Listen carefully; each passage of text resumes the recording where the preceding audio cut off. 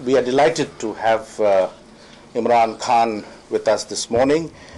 He is passing through a particularly busy period in England with his talks about his book. He's been up and down the country. He was in Birmingham last night. The night before last, he was at the London School of Economics. And today, also after this, he has other engagements, including ones at the BBC and then East London. And he's here for the rest of the week before he returns to Pakistan. We've all known him as an outstanding cricketer, a brilliant fast bowler and a middle order batsman. But now we see him in a new incarnation, which is of a blossoming politician. He started, if I'm not mistaken, his party Tehreek-e-Insaf about 15 years ago, and it has steadily caught the imagination, it appears, of the Pakistani people. In the last 6 months, opinion polls in Pakistan have been saying that his party is way ahead of their competitors, and which is a very significant development. And he's also recently, as you know, written a book which is called Pakistan, A Personal History. So I don't think I'll waste too much time.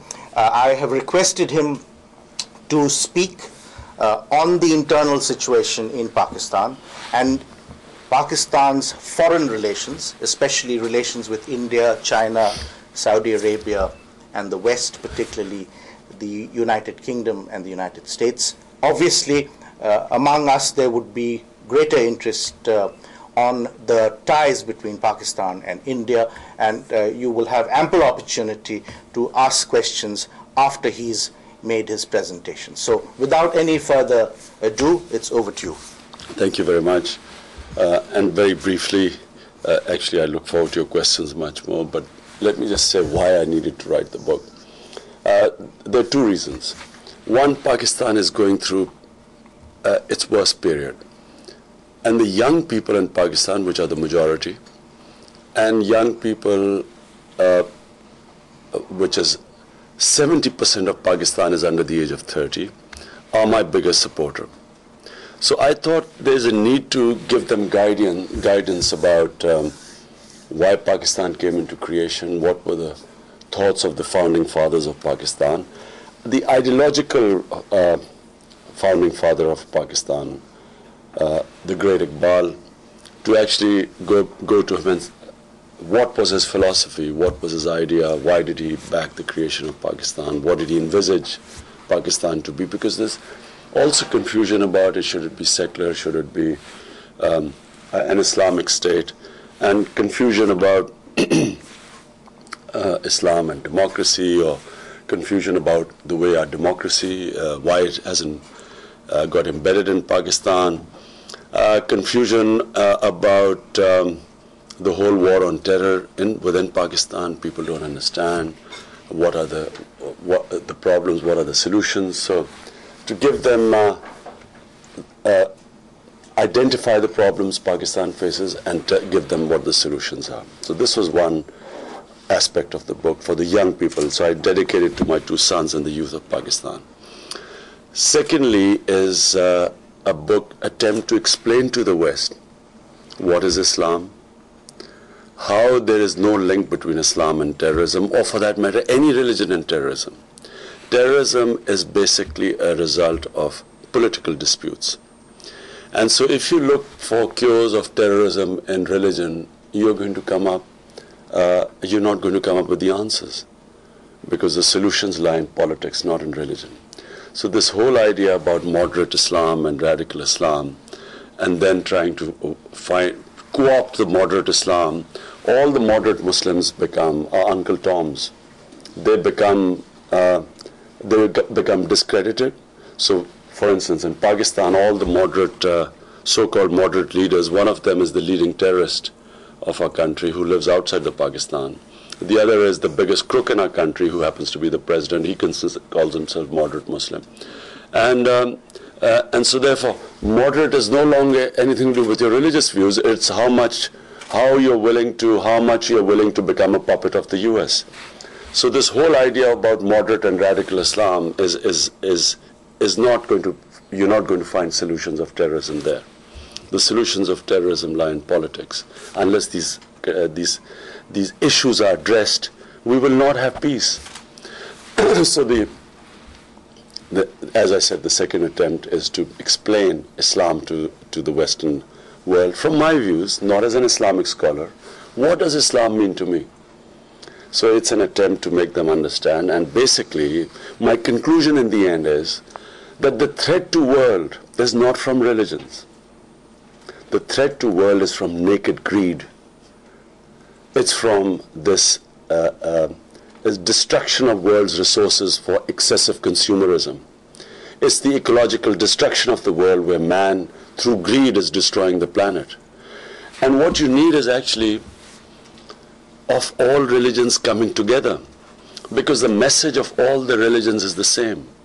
All the religions preach compassion and justice, as opposed to the animal world, which preaches survival of the fittest and might is right.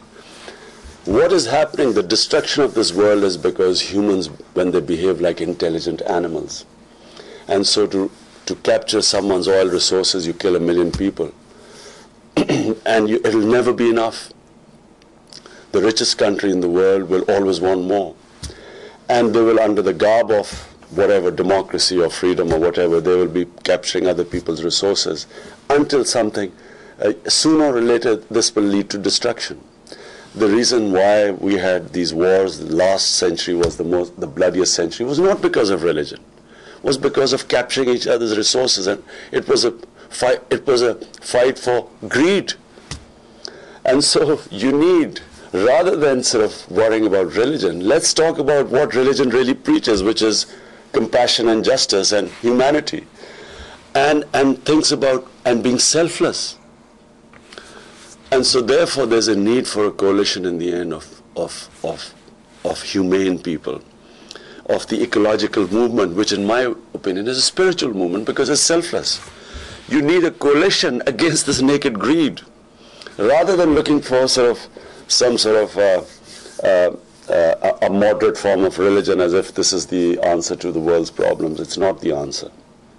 So finally, what I hope is from this book, what I'm hoping, as someone who people know certainly in Britain, in certain Western societies, I'm probably more known than other Pakistanis, it is an attempt to make them understand this whole phenomena, what is going on, and this destruction which is being caused in the name of terrorism. A war of terror that is all it's doing is creating terrorists, producing terrorists, driving our society towards radicalization. The more they push us towards doing more, the more radicals are produced in Pakistan and the more our society moves towards extremism. So we have reached a point where earlier this year, or a few months back, a governor gets shot for views that would, before this war on terror, would not even have made news. So such is the polarization that has now taken place, that on something so trivial as what he said, he was shot, but the assassin was showered with rose petals. He was considered a hero. The other guards watched while he emptied 2 magazines of Kalashnikov in the governor and did nothing. So imams of mosques have been blown up for saying suicide bombing is un-Islamic. A friend and a great Islamic scholar, Javed Ghamdi, has gone to Malaysia. He cannot even talk about you cannot express your views on religion living in Pakistan. Such is the danger now. The divide is so great. Either you're pro-American anti-Islam or you're pro-Taliban and anti-American. So it's like this sort of a divide. And it's only exacerbating the situation. It's not easing it. And from India's point of view, what I want to say is that, I sat at Davos with your Home Minister, Interior Minister, and I was quite disappointed because his solution was treating the symptoms. He didn't want to address, and I was talking about understanding why are people blowing themselves up. And his was that, no, we've got to take them on. But that's what we've been doing for 9 years. They have been taking them on. There has been military action. But it's Neither is the US winning in Afghanistan, nor is Pakistan winning in our tribal areas. So clearly the solution that treating the symptoms is not working. And so in my book, which I conclude, that if you want to win the war on terror in Pakistan, isolate the real terrorists and win the people over to your side. That's how you win the war. You win the war when the people within whom the terrorists are operating, they too consider them terrorists. If they are considered freedom fighters or heroes, you've lost the war. Essentially, it's a battle for hearts and minds. That's why the US has lost the war in Afghanistan, because they're no longer fighting an ideology. It's not some Taliban ideology they are fighting. They are fighting the people of Afghanistan who now consider them as occupiers, invaders, an occupation force. Even Hamid Karzai, who would probably be the first casualty if the US leaves, even he is now criticizing US and calling them an occupation force and telling them to put an end to night raids and telling them that the collateral damage is radicalizing the population and is actually strengthening the Taliban. It's exactly the same thing that's happening in Pakistan. And just to give you an idea of what's happening, and because no one understands the tribal area, I'm the only probably politician who's been there and written a book on the whole area. There are about 1 million armed men in our tribal areas. 1 million armed men. It is the only place in the world where every man is a warrior. It has never been conquered by anyone, and in the 80-year interaction, the British lost more soldiers in Waziristan alone than the whole of India. It is impossible to conquer because every village is an independent, like the Greek city-states. They are totally democratic. They have their own parliament. They have their own justice system. They do not accept any centralized power. So when Pakistan Army went in there on behest of the Americans, it became an occupation force, and it has got stuck there. 140,000 Pakistani soldiers are stuck there. They're not going to win the war, and I've been saying this throughout, for which at times I've been called pro-Taliban, for opposing this madness, this military operation. So my solution is, win the people of tribal areas to your side, these 1 million armed people of the tribal areas, win them over to your side and isolate the real terrorists. And who are the real terrorists? Al-Qaeda for the West and what are called the Punjabi Taliban from the Indian point of view. The jihadis who were created during the Soviet occupation, which was used as assets by our intelligence. If you want to isolate them, you've got to win the people of the tribal areas to your side. If you go and bomb them with helicopter gunships, with F-16s, with artillery from 20 kilometers away, in villages with their women and children, you are essentially strengthening them, because pushing this million people in the tribal area by causing collateral damage, you're pushing them towards them. There's never going to be end of recruits, and you will never be able to win this war. Only way is isolating them and winning the people over to your side.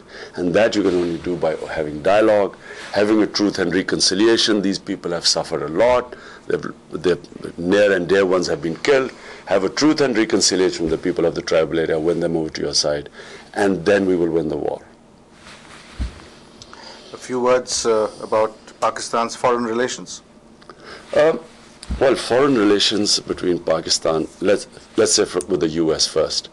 Pakistan should immediately, the moment a sovereign democratic Pakistani government comes to power, should say one thing to the US: we do not need any aid, because this aid has come at a very heavy cost to us. The $20 billion that Pakistan has received since 9/11, those $20 billion have not caused caused any prosperity in Pakistan. In fact, it's caused more poverty than ever in our history, because $70 billion have been lost to the economy because of this war. 35,000 Pakistanis have died so far. 3.5 million people are internally displaced, and we have more extremism than ever. So the moment, supposing, which I finally think it is the time, Tehreek-e-Insaf is the idea whose time has come. If we win the elections, we will say no more aid. We do not want any aid. we want to disengage from the US war. And the moment we disengage, the next step is to raise our own taxes, get everyone under the tax net. At the moment, the poor subsidize the rich. Pakistan has the lowest tax GDP ratio in the world, 9%. If we take it to India's 18%, we become solvent. So fix our economy. All aid does is it props up crooks like Asif Zardari, and it stops us from conducting the reforms that are needed in Pakistan. In other words, raising your revenue and cutting your expenditure. Rather than balancing our budget, this aid acts as curing cancer with Disprin. So for a while you feel okay, the cancer spreads, the system deteriorates even more. So we need reforms in Pakistan to balance our budget, not take aid, and then by disengaging from the US, the jihad against the Pakistan army and the state would stop. Because all the militants, whenever they bomb either the security forces or the police stations, they always say we are fighting America and its agents. The moment you stop becoming America's agent, the jihad will stop, and then you will be able to win. And I said next thing would be to have truth and reconciliation with the people of tribal areas, win the people over to the side, no longer perceived as a puppet of the US, and therefore a credible government will be able to isolate the terrorists. And we will guarantee to the US only one thing, which is what they want from us: there will be no terrorism from our soil. With India, which is the next issue, no longer can we have this relationship which we've had since 1989, where militant groups have operated from within Pakistan. Kashmir is an issue. It should be settled politically. It should no longer should we have this militancy where Pakistan blames RAW for what is happening in Balochistan, where India blames ISI for whatever every terrorist attack that happens there, or militant groups operating from Pakistan. We should, a Pakistani state should make it a policy that no longer will there be any militant groups operating from within Pakistan. And our differences on Kashmir should be settled on the dialogue table and politically. And within Pakistan, we should have a government decision that there will be no militant groups within the country. No militant group will be allowed to operate within the country. In Karachi, we've just seen recently the Supreme Court took suo motu action against about 6,000 people dead in target killing over the past couple of years. And it emerged that all three main parties operating in Karachi, who are sitting in the Sindh government, have militant wings who are operating and indulging in this in target killing, and were being protected by the state. And the police had become totally politicized, where political workers of parties were inducted in the police, so the police became totally ineffective. And basically, the Karachi has become the most highly militarized city in the world, where you have militant wings of political parties operating and killing each other. So there has to be, Pakistan has reached a crossroads, end of all militant groups, de-weaponization in the country, and so the state takes responsibility that no terrorism would take place on Pakistani soil, from Pakistani soil. Thank you very much. I think there will be plenty of questions, but could I kick off by asking you, you said that differences between Pakistan and India need to be resolved by dialogue and across the table, a political settlement, if you like. Do you have a blueprint in mind for a Kashmir solution? No one can have a blueprint in mind, because it is a very complex situation. If you look at it from the Indian point of view, there is, the views are so extreme from, India, what India states and what Pakistan, or what Pakistan, the original position is the UN resolution where we stand. It's just so, they're so far apart that there can be no blueprint. But what can happen is, you can start dialogue and give some sort of a roadmap. You see, if you have a roadmap and there's a feeling that you're heading in some direction, and there will be somewhere down the line, there will be some sort of a solution. At least if that starts. And secondly, if Pakistan can give a guarantee that we will not have any militants operating from within our soil. And in India must start this demilitarization of Kashmir. Because, I mean, in my book I argue that never has any military operation worked in Pakistan. From the time Pakistan used military operation in East Pakistan, that was the time I decided never will I ever support a military operation against our own people. And I've opposed every military operation. I do not think that India, the army in Kashmir, I do not think that is the answer to win the people of Kashmir over to your side. Because I think whatever military operation, from my experience, has always had the opposite effect. And so 600,000 or how many thousand, hundreds of thousand Indian troops there will only lead to human rights violation and alienate the people of Kashmir more. So from just a purely a human rights point of view, the Indians must demilitarize Kashmir, the Indian government. Pakistan should ensure that there should be no militancy from our side. And hence a dialogue should start. And basically bringing the Kashmiri people into the dialogue, this would take strong leadership from both sides to take big decisions. Big leaders take big decisions, but some sort of a roadmap. There's no instant solution about it because our both viewpoints start from wide apart. But gradually you hope that there will be some sort of a convergence through dialogue. And simultaneously, would you recommend confidence building measures such as greater economic relations? Well, this would all become part of that. You know, once you open dialogue, this is the beginning. But the moment this militancy finishes, you know, with the suspicion that, you know, any terror attack in India is based from Pakistan, and now in Pakistan, the fear that this Balochistan liberation movement is totally back from Indian consulates from Afghanistan. As long as this suspicion remains, nothing will work. So the first step must be sitting together and saying that, look, end of this, we will not allow any covert operations from our soil in the other country. I think that would be the beginning, and then you start talking. Somewhere along the line, both countries would automatically find some sort of a way of a convergence of viewpoints, simply because the economic opportunities of cooperation are so great now, from Pakistan point of view, from India point of view, India particularly, because if it wants to become an economic powerhouse, it needs energy. Pakistan is in the way of all the energy centers, whether in Central Asia or Iran. So it has to be mutually benefit if we can have peace, and it will lead to much greater prosperity of the entire subcontinent. So if we start from that premise, there will be greater urgency to come to some sort of a just settlement, which is considered just in both India and Pakistan. But a roadmap right now, if you say, you know, what in my mind is a solution, no, I don't have a solution. But whatever it is, the people of Kashmir their wishes must come into it. Because they are the ones, really, it should no longer now be a territorial dispute. It should be now about the rights of the people of Kashmir. Thank you. Yes, can we have the first question? Yes, Rani.